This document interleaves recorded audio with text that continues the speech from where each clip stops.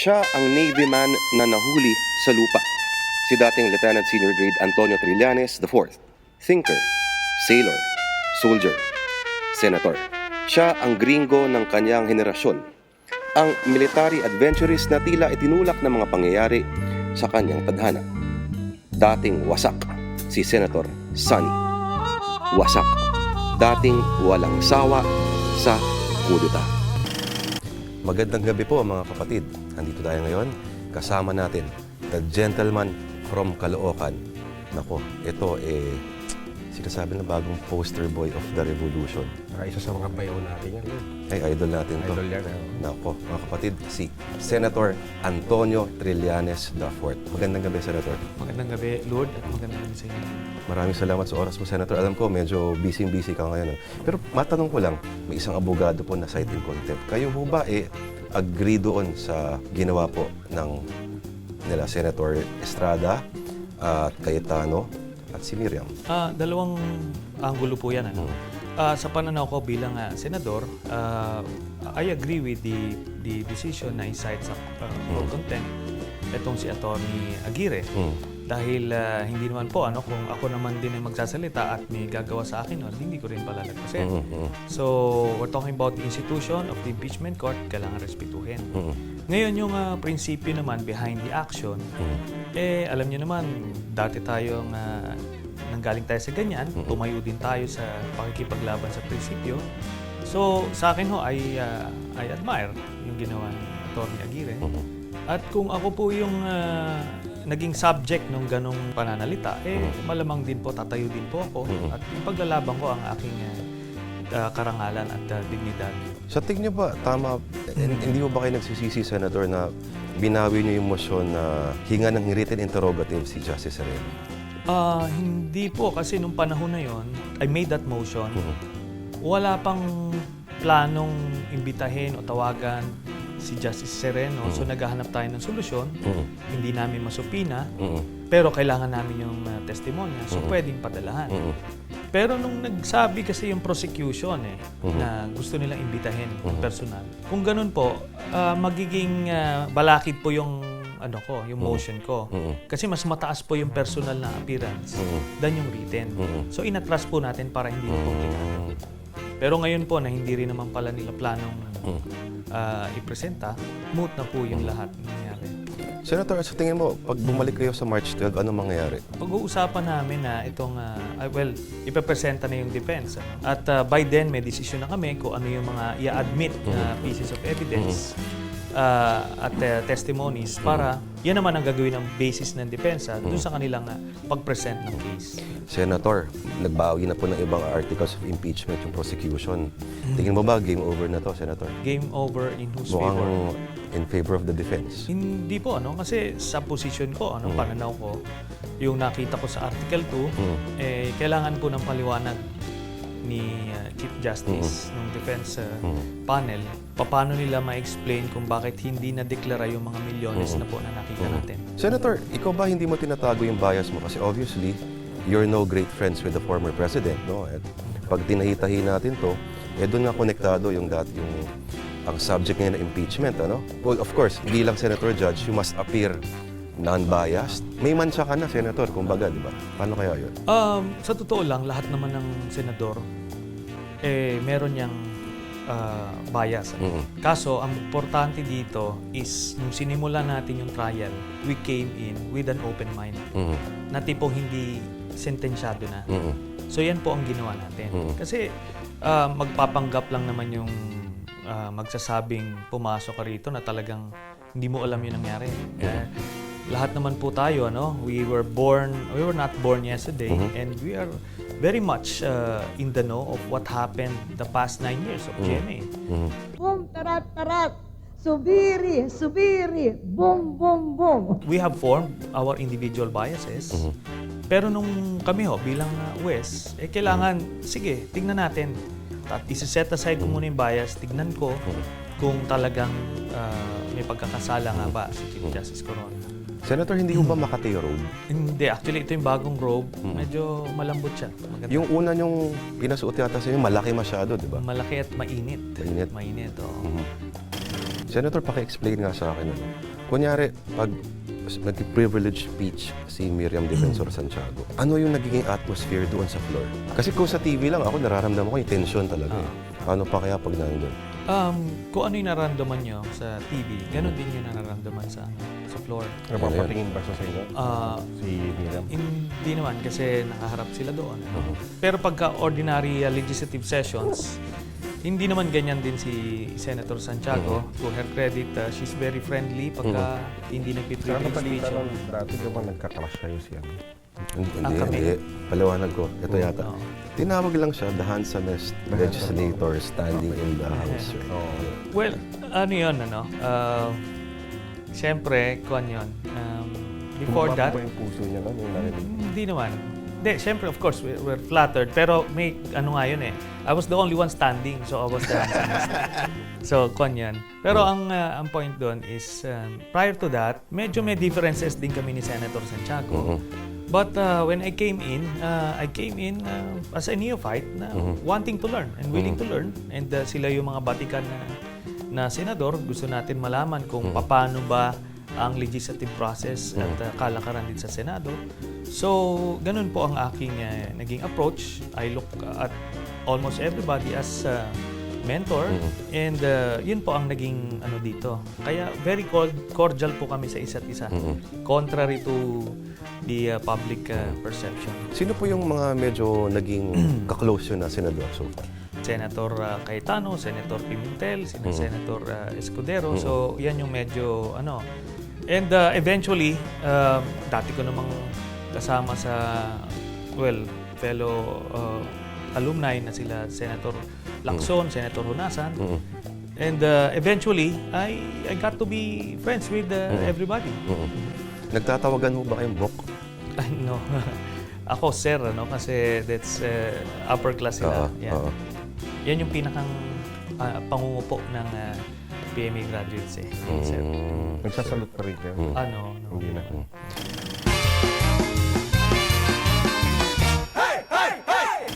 O mga bayaw, ako si Bart. Ngayon, tuturuan ko kayo maging isang tunay na lalaki. Dito lang sa Bet ni Bart.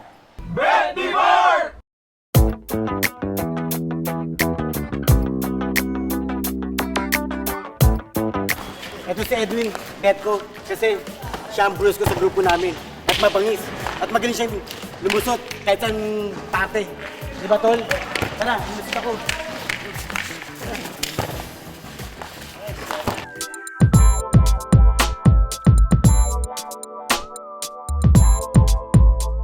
Ito si Rapi bet ko. Kasi siya ang magaling sa kalaban namin.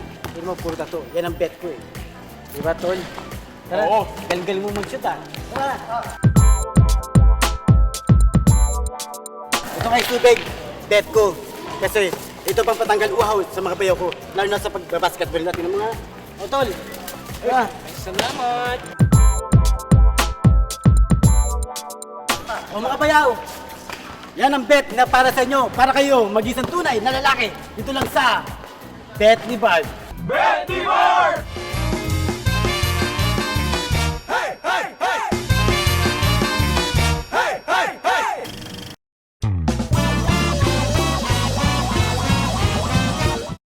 Grade 1 lang yung tinapos ko.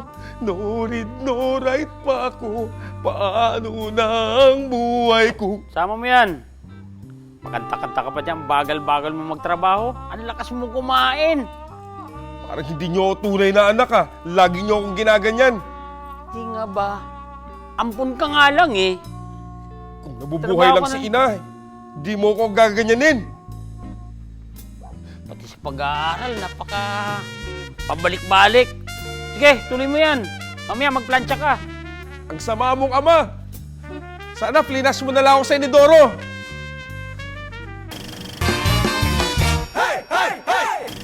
Ano ko lang, ganda ng opisina niyo. Tapos, ang ganda ng dating eh. Kasi parang siyang samurai logo na or Zen lang yung na dating. parang coat of arms. Ano pong ibig sabihin yan? Bakit yung flag po ng Magdalo ay nandyan po? Ito po yung mga constant reminder sa akin kung saan ako nanggaling at ano yung pinaglaban, ano yung dinaanan, para hindi po tayo makalimot. And it's something that I was very proud of. Kahit 7.5 years po kami nakulong, I look back with pride kung sa ginawa namin. Tsaka siya yung unang senador na, diba? Na-elect na habang nakakulong. Senator, pwede medyo flashback tayo. No? Ang taas ng grado nyo noon sa De La Salle University, nagtitake kayo ng Electronics and Communications Engineering. Tapos nag-PMA. Bakit bigla kayo ng PMA? Yung father ko po kasi graduate din po ng PMA. At lumaki din po ako sa kampo. No? So medyo yan yung nakita natin na pamumuhay. No? At siguro, subconsciously, parang ando doon yung longing to be soldier someday. So yun lang ho, I just took the exam. I was 4th year already in Oo nga in La Salle. And alam niyo naman yung panahon na yun, medyo disco era nun. Saan kayo gumigimik noon? Mga panahon na Kudos yan. Kudos. Euphoria. Sumasayaw din kayo dati. Oo naman, siyempre. Kanta ka ng disco eh. Tapos, Senator, Navy rin yung father ninyo. Conscious ba siya ba nagsabi sa inyo na Navy rin ang kunin mo, anak, dito ka specialize? Gusto niya na mag-Navy ako. He used to be with the Army. So, siyempre, concerned siya sa well-being ko. Ang tingin niya, by being a Navy officer, you won't be as exposed as the Army. Ganun? Hindi ba Air Force yung ganun? Joke. I wanted to join the Army. Kaso napilayan ako nung nandun ako sa PMA. Sa isang wrestling match. Senator, sino po yung class goat ninyo at nasaan siya ngayon? Yung class goat namin is si Captain Narciso. Piloto siya ngayon. He's one of the most senior officers of Philippine Airlines. Ganun. Bakit kaya ganun? Minsan yung goat yung pinakayamayaman talaga. Yung panahon din daw nila Senator Honasan, sobrang yaman na rin ng goat nila. And yung iba naman, sabi nila, yung mga na number 1 daw, are not as successful. Militarily at least. Oo. Mahilig ba kayo sa dagat to begin with? Actually, ironic, hindi eh. Mahina ako nagsimula sa alon, ano? Eventually, nakakuha ako ng solusyon dun sa alon eh, sa labat. Pagka mahina ka sa alon, inom ka lang sa labat, hindi ka na mahihilo. Maganda pa boses mo. Oo. Ano yung pinakamataas na alon na nakita mo sa buong buhay mo? Ano yun? Ito yun, yung rescue kami noong 1998. Ang laki ng alon yun. Talagang umilalim yung barko namin. So, yung mismong barko namin was at the risk of being submerged. Ano? Kuwang kasi may device dyan sa barko na limit ko hanggang saan lang yung alon. Nung panahon na yun, nalagpasan namin yung limit. So, pag lumagpas kasi yun, baka hindi ka na bumalik yung umaalon na gano'n. Nasubukan nyo na makasakay sa isang barkong nag-capsize? Ay, hindi pa naman. Senator, ano yung isang insidente na sabi mo, palag na ako talaga? I'm sure, kasi sabihin sila, di ba? Minsan hindi man abstraktong bagay itong mga ito. Minsan nagsisimula siya sa isang maliit na insidente. Okay, alam natin yung kwento yung mga butas, yung combat boots. Pero sa kaso mo, ano yung isang insidente na, ay, hindi na pwede ito. Ilang incidents yan na nilulunok mo na lang, ano? Kasi gaya yan, makakahuli kayo ng, let's say, mga smuggler, uutusan kayo na i-release. Ng mga higher-ups? Higher-ups. Ilulunukin nyo na, i-release nyo. May mahuhuli naman kayong mga human smugglers. Huli nyo, i-turn over nyo sa Bureau of Immigration right before your eyes, pakakawalan nila eh. Lalagyan lang sila. Ganon din, yung mga poachers, huliin nyo, dadalhin nyo sa pier, turn over nyo, ayusin. Meron na gano'n eh. Parang nangyari, harapan ano.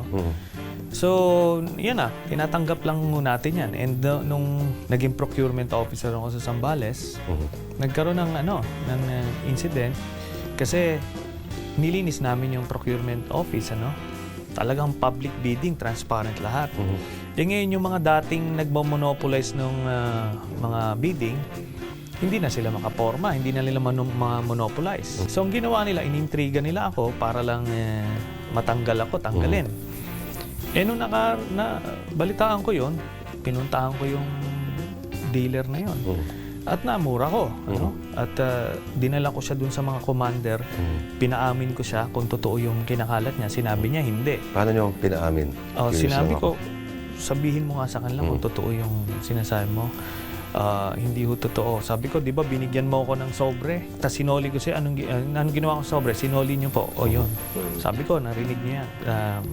Nag-offer siya ng bribe sa akin, isinoli ko sa kanya. Ngayon, naghanap sila. Yung pala, may mga kauntsaba siyang mga opisyal doon na kasama ko rin, no? Na opisyal. Pinakasuhan ako ng oral defamation dahil minura ko siya. Ako pa nag-research kung anong depensa. Yung pala, dito sa atin, hindi pala oral defamation yung, alam mo na, yung PI na mura. Hindi pala ano yan. Hindi pala pwede kasuhan yan. May jurisprudence na nagsasabing hindi yan defamatory. So, yun ang ginamit ko na depensa. Naabsuelto ako. So, kumbaga, talagang yun yung irony. Inaayos mo na nga, tapos ganito intrigahin ka para lang matuloy nila yun. Hindi pa rin. Till nag-schooling na nga ako kasi I was eased out. Kasi pag-iinitan na ako, yung boss ko na nagbigay sa akin instruction na linisin yung umalis na, ang pumalit yung mga sindikato na. Nako. Di ngayon, I was forced to get out. Ando doon na, no? Ang nangyari, ito na, nagkita-kita na kami. We got to share stories. Yung mga story about the combat boots and doon storya ng army. Pero hindi naman yun actually yung primary nila eh. Yung mga nakikita nila, yung mga bala, when they overran a base, a rebel base, nakita nila yung mga kahon ng bala galing sa DND. So may problema tayo doon.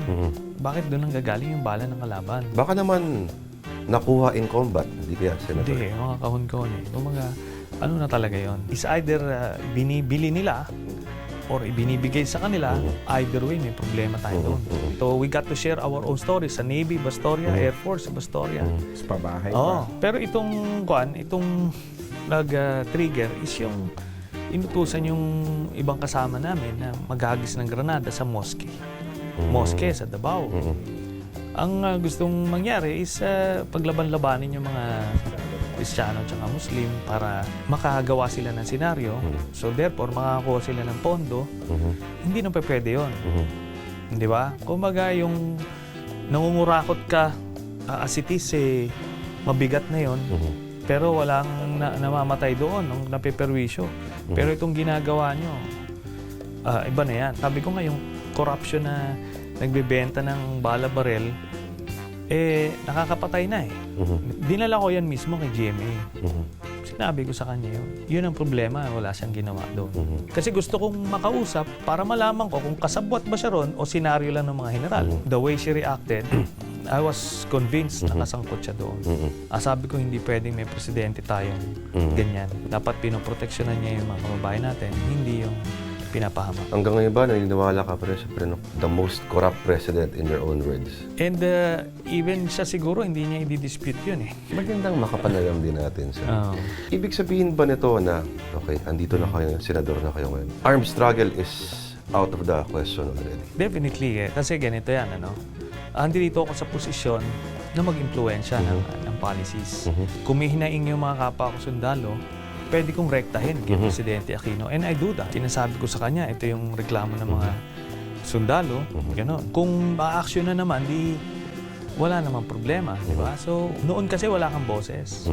Wala tayo lahat boses actually ng panahon ng GMA. So, kailangan mong sumigaw para mapakinggan ka ng buong mundo.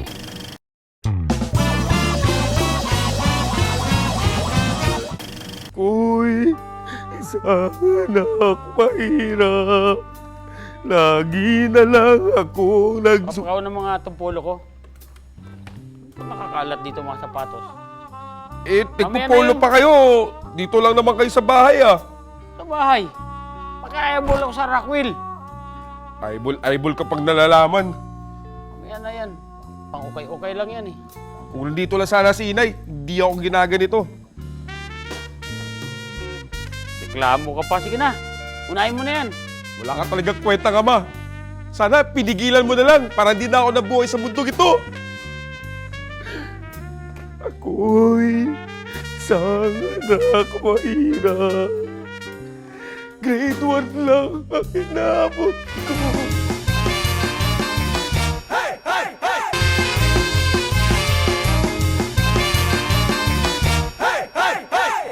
Okay, pag-usapan natin sa Oakwood muna, no?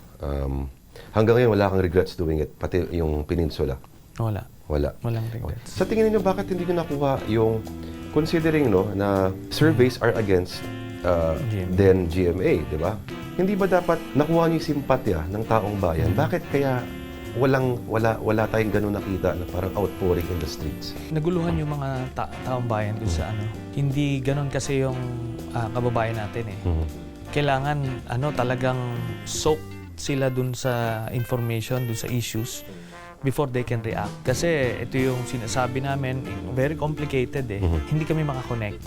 So, tapos ang kalaban namin nun was nung panahon na yon, early on, yung media kakampi ni GMA. Sabi nga sa akin ng mga reporter Sir, hindi naman siguro gagawin niya ni GMA, kababayan niyang tao. Sinasabi niya yan. Then 3 years after, that same reporter told me, Sir, tama pala kayo. Oo. Pero nung time na yun, point doon, nobody wanted to believe na totoo yung sinasabi namin. No? Until later on nila nakita na ganun pala, ito pala yung sinasabi nila. Dito Yung naman sa Peninsula ba, Senator, spontaneous lang ba yun? O medyo may may plano yun. Pero merong hindi sumipot. Yun. Sino kaya? Senator, may chismis, binugbog daw kayo doon. Sa akin kasi, alam mo, dati naman tayo sundalo. Hindi natin nireklamo yung mga ganyan. Di ba? Kumbaga, it's par for the course. Lumabang ka, natalo ka. Ano ka, tanggapin mo kung ano man yung bibigay sa'yo. Senator, kailan kayo huling nag-engage in fisticuffs, suntukan? High school ako eh. High school pa? Sa PMA, wala kayo nakasuntukan doon? Hindi, we're talking about mga hazing practices. Hindi, suntukan. Hindi, wala ganun suntukan doon. Senator, alam ko, yung ibang officers binabanggit yun, no, na sinasabi yung mga nag-take over, no? Sinasabi nyo na mga medyo bad eggs. Nandyan pa rin ngayon. Ano yung iniisip nyo na parang, okay, nandito ako ngayon sa kapangyarihan. Andyan din sila. Andyan sila. Medyo nasa posisyon ako na mas marami yung pwedeng gawin. Ano bang nasa isip ninyo ngayon? Yun nga, no? Siguro ang isang natutunan namin dun sa loob ng kulungan is hindi maging bingatibo. So nakafocus kami kung ano yung kailangan natin gawin as a country. Doon kami nakafocus. Otherwise, yung mga hang-ups na ganyan, mabigat yan na hindi nating kailangan. Pero sa akin, kumaga hindi ako bingatibo. Pero syempre, pagka medyo konting pagkakamali or pagpatuloy niyo yung mga maling gawain, magkakaharapan tayo. Tagal din 7 years. 7 years. So, may bago ba kayong skill na tutunan sa loob ng kulungan ng Senator? Ano yung pampatanggal no? Actually, ang pampatanggal ng inip doon is mag-exercise. Exercise. Kasi mapapagod ka, makakatulog ka sa gabi. Pagka hindi ka mag-exercise, hindi ka makakatulog eh. Dapat pala makulong ka para lumit yung chan mo. Di ba? Hindi mo tatagal yan. Pero nung panahon na nilagay lang kami sa loob ng selda, dami namin nabasang libro doon. Biblia, tas... hindi lang Biblia, iba't ibang libro. Kasi pag wala kang ginagawa, kunyari yung Biblia, mababasa mo lang isang linggo lang yan. Yung mga ibang libro pa. Senator, ano yung reaction mo na nung nalaman mong nakakuha ka ng 11 million votes? Siyempre, talagang tayo, no? We're humbled. At ibinigay sa iyo yung ganyang karaming kababayan natin ng tiwala, no? First sa history, no? Biruin mo, nakakulong ka nga. You never had the chance to campaign. Wala naman tayong pera. Pero nilagay ka nila doon eh. Parang gusto ka namin. Ipagpatuloy mo yung laban mo. Senator, may isang chismis naman. Nung Oakwood raw, hindi daw dapat ikaw yung haharap sa camera. Hindi raw ikaw yung magiging dapat spokesperson. Parang naturo ka lang daw. Totoo ba yun? Nag-usap kami, mga... Ikaw na. Hindi naman. Mga 2 days before, 3 days before, nagkausap-usap. So, kailangan ng spokesman. So, the group designated me as the spokesman. So, yun yung ano. Tinanong natin ito kay Senator Gringo Manalo. Sino yung hero in between Aguinaldo at kay Bonifacio. Sa akin, both of them are heroes. Pero I can relate more with General Aguinaldo, President Aguinaldo, because yung roots namin ay medyo similar. I will not pretend na anong po tayo, na plebeian tayo. Tsaka Magdalor. Oo. May magdiwang faction ba ang ano? Sa militar? Wala naman. Siguro.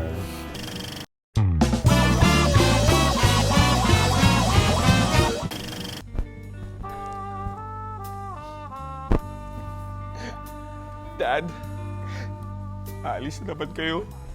Iwan niyo ako dito mag-isa. Diba sabi ko sa'yo, may kaibulo ko sa Rockwell? Ang lungkot-lungkot ko dito eh.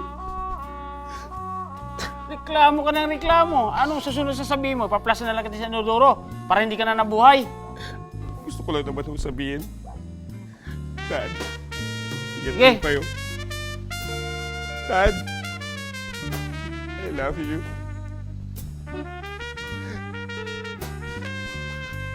Ako'y sangat na mahirap. Grade 1 lang ang inabot ko. No read, no write pa ako.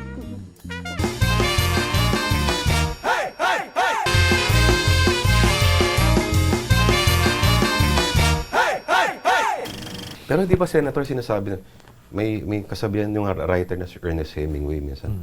Pag nasa ganitong klaseng trabaho ka, parang yung kaluluwa mo minsan nagkakaroon ng taba. Fat collects around your soul. As opposed to siguro yun, parang nakikita mo ba yung ganun danger? Na, what does that mean? Parang namamanhid ka? Parang ganun siguro. Nagkakaroon ka ng sense of lethargy. I can say that, ano. Pero in a way, makikita mo lang na nung nasa labas ka, parang, in fact, the way people appreciate yung impeachment trial, talagang parang puputok na. That's the same feeling I had before, ano.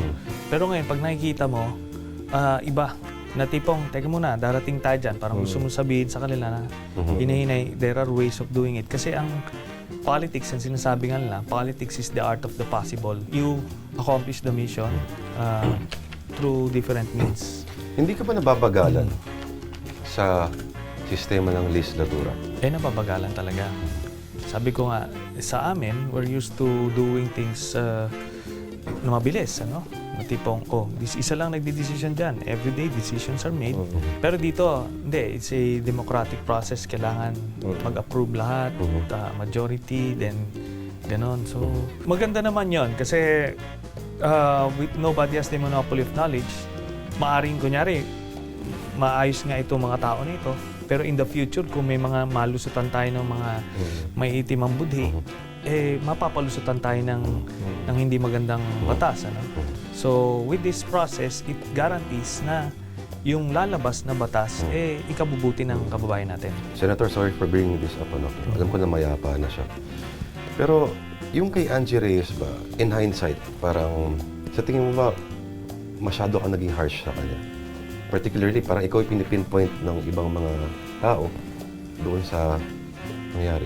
It was a situation na possibly I could have handled differently in hindsight. I am convinced na hindi naman ako ang dahilan kung ba't nagpakamatay si si General Reyes. He has his own reasons at hindi yun dahil confronted by an underclassman from PMA. Ang dami ho nangyayaring ganyan sa serbisyo. So, kaya po ni General Reyes yun. He had other reasons why he did that. In your wildest imagination ba, Senator, naisip mo maging senador ka? Hindi. Actually, this is the farthest thing from my mind, ano? Kaso, talagang fate had it that way. Oo. Alam nyo, who would think nung nag-file kami ng certificate of candidacy namin, talagang literally, wala talaga kaming pera. Walang makinarya, walang... Friendster account na meron sila. So, Bakit kayo po yung napili? Ando naman sila Kerubin. well, gano'n ang kinalabasan ng tadhana. And so ito tayo. I'm hoping I'll be able to live up to expectations. Senator, okay, may senator ka na, no? Paano ka naman napunta sa birthday ni Mother Lily?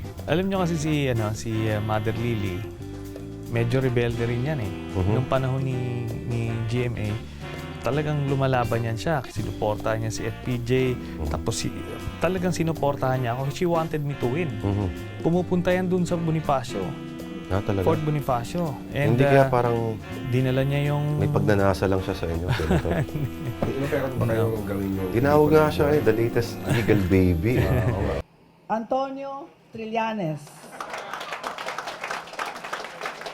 Our regal baby. Ano ko? Kala ko na may pelikula na kayo eh. Wala ako tayong Pag talent. gagawin pelikula yung buhay niyo, Senator, sino yung pwedeng artista?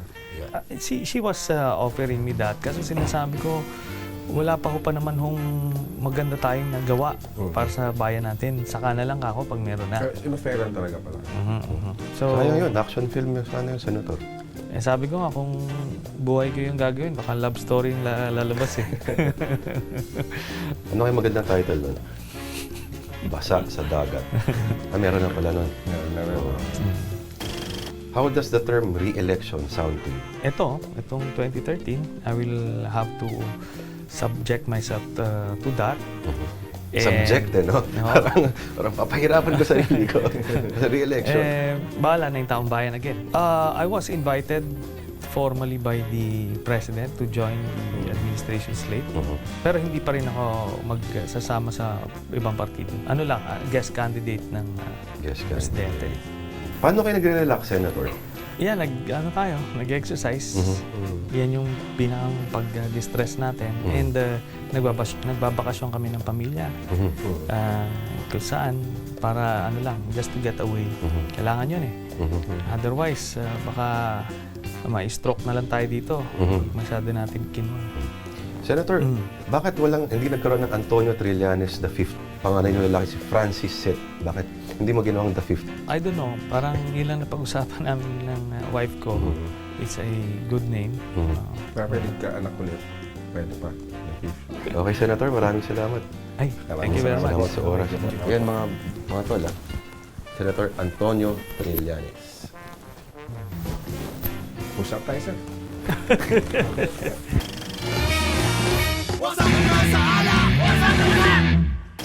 Okay mga bayaw, welcome na naman sa isang special edisyon ng Ayan ka na naman eh. Tamang toma. Ang dadali lang ng mga ginagawa natin dito. Bigyan mo naman ako ng mahirap-hirap. Ganun. Pues, tuturo ko sa iyo ngayon ang isang espesyal na inumin na inaral ko pa sa Inglaterra. Talaga lang ha? Oo. Mahihirapan ba tayo dyan? Sobrang hirap, kailangan natin ng mga katulong ngayong gabi para gawin itong inumin na to. Ganun ha? May kilala ka ba? Yung mga kaibigan ko. Sige, tawagin mo. Orestes. Ito ngayon, tinatawag nating rum coke. Parang komplikado nga gawin yan ha? Mahirap yan, no? Notice, magbuhos ka ng rum hanggang dito. Orestes, sorry. Magbuhos ka ng cola na hanggang dito. Tapos yung t-shirt nyo tol, ganda, di ba? Yan din suot mo last week eh. Siyempre, Nakakahiya, ano sasabihin ng mga tao, hindi ka nagpapalit ng damit. siyempre parang sponsor ko yan eh. Ah, May sponsor lang ako ngayon. yan ba yung t-shirt ng Team Manila? Oo, parang Team Manila to. Team Manila, yan ba yung Oo. nabibili sa www.teammanila.com? Hanapin lang nila yung Macho Manila na Macho category. Manila, ba? Kasama ko dito si Lord Rivera, Ramon Bautista, R.A. Rivera, at Yan. siyempre ako. Haluin mo pa ganyan. Haluin natin yan, oh. Tsaka Lord, pwede na silang order through ATM, ha? Hindi na kailangan ng credit card. At pakita mo na sa camera paano. Yan, nakasmile pa dapat.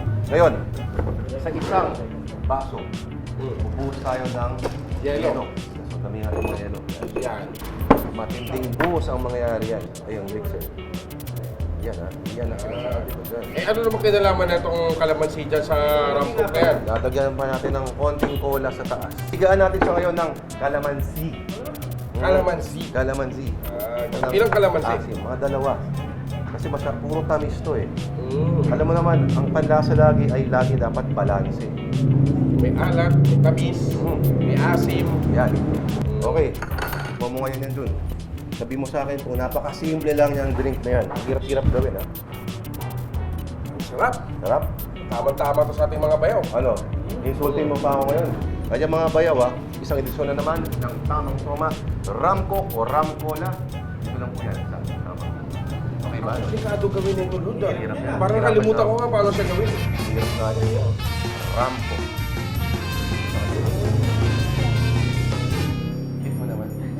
lang pala ng bacon. Pwede itong body shot mo. Okay, ba? Kalamansi.